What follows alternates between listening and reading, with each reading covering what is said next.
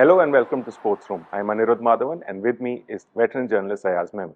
On today's episode, we're going to be talking about the India-Australia series, the takeaways from it, and how the team is shaping up for the World Cup. So I'll start with this. So India lost the last match, but the team has been ticking a lot of boxes on the way to the World Cup. So do you see any box that is left unticked?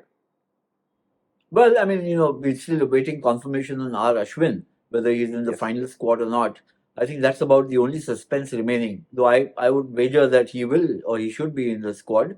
But apart from that, I think it's all systems go. It just seems that the last few weeks have been extremely rewarding for India in terms of Yeah. not just winning the Asia Cup and then the series against Australia, but finding the right kind of complement to get into the World Cup, the right complement of players, the top order, the all-rounders, the fast bowlers, and the spinners. So, everything seems to have fallen in place. It seemed like almost an unsolvable jigsaw puzzle a few weeks back.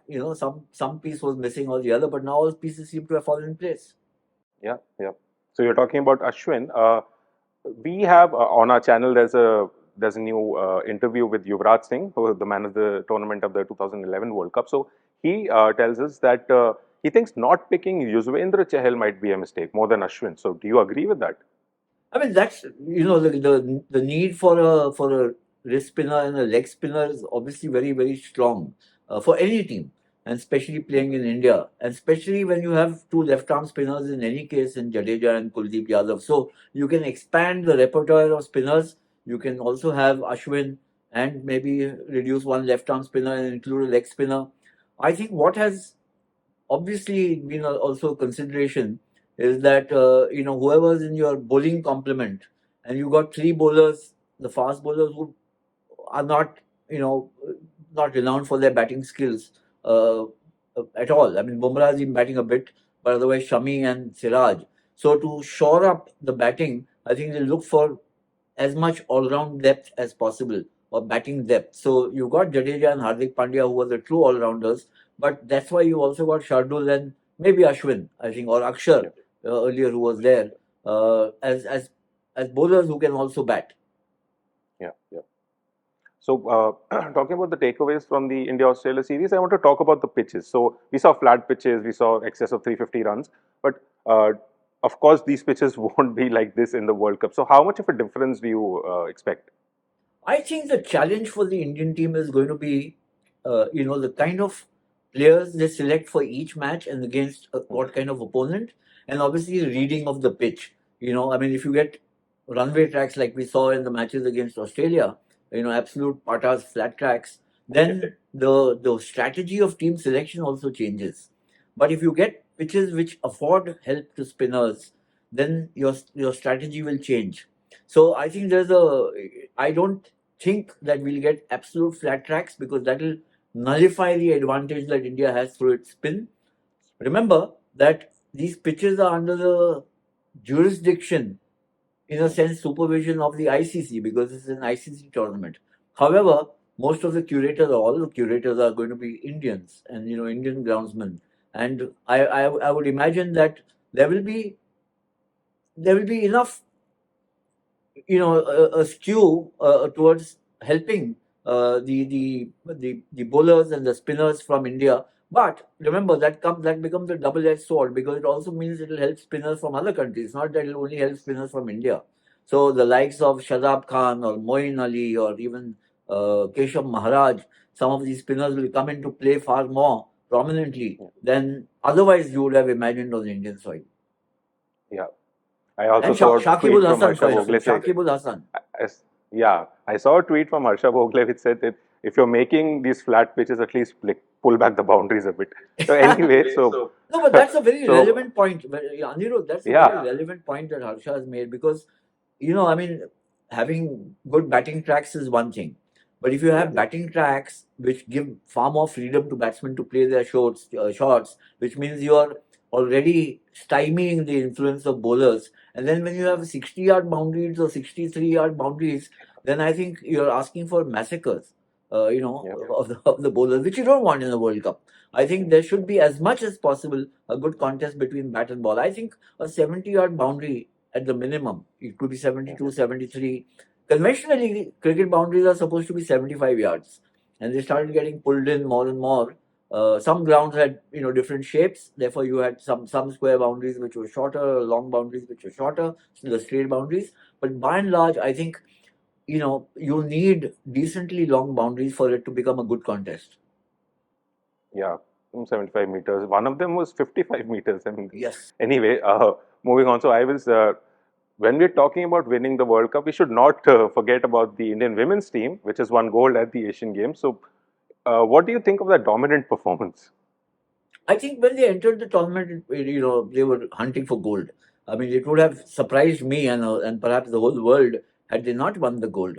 Look at the opposition that was there. There was Pakistan, there was Sri Lanka, and they met Sri Lanka in the final. Uh, some dicey conditions in the Asian Games. Pitches were not, not batting friendly. Let's put it that way.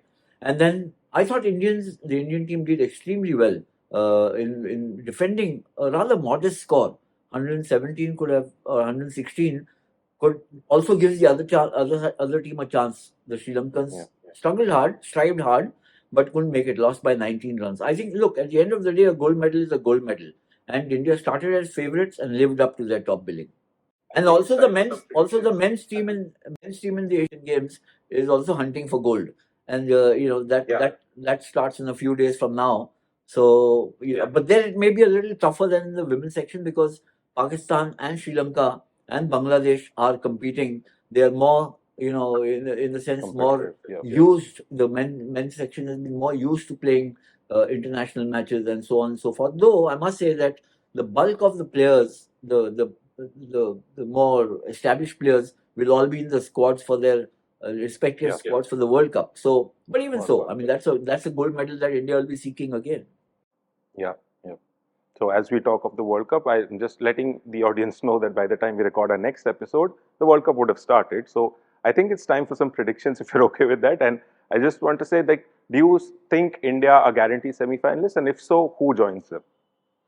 I think, I mean, again, if India don't reach the semi-final, it'll be astounding. But they need to mind the gap. They need to mind the gap. Yes, you're playing at home, but we've had in the past instances, and 2011 we won at home.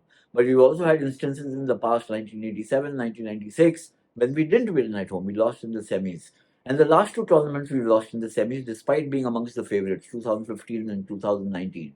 So I think that's there's no scope for complacency at all. The other thing you need to guard against is historically we haven't lost to Pakistan in the World Cup, ICC World Cup, ODI World Cup. So, but that's not the be all and end all of the campaign, isn't it? Otherwise, you wouldn't have had such a barren time for so long. I mean, you had a victory in '83, then 28 years later in 2011, and then since then we haven't won. Though we've consistently beaten Pakistan. So beating Pakistan is not winning the world title or the World Cup. I think that we need to aspire to win the World Cup, and along the way, of course, beat Pakistan. Yep. And as for the other semi-finalists, what are you thinking? Look, I think England is looking very good to me, and they've shown a new flavor and fervor in the last couple of years, as we all know. The challenge, of course, will be to adapt very quickly to Indian conditions. The last time they were here, they struggled, but that was more the test team. And the Australians are very strong. They've come here and they lost 2-1 in the warm-up series that we've just that has just been concluded. But it's a very strong team, and they have they won the World Cup most times. So India, England, and Australia to me look the three teams that one needs to watch out for. I mean, I see them as semi-finalists. The fourth team, I would have said till maybe 2-3 weeks back, certainly Pakistan. But Pakistan, I think, fell into complete disarray after the loss in the Asia Cup. And since then, they've been scrambling to put together a squad. They've had injury problems and all that. Don't discount them. But I think the team which has come along very strongly in the last couple of weeks has been South Africa.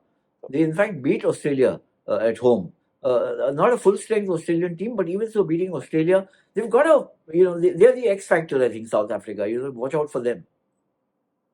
Yeah, and as before every tournament, we end up saying like South Africa are the dark horses; they'll make it, and they are due. So you never know. So Anyway, that's it for this episode of Sports Home. See you next time. Thank you.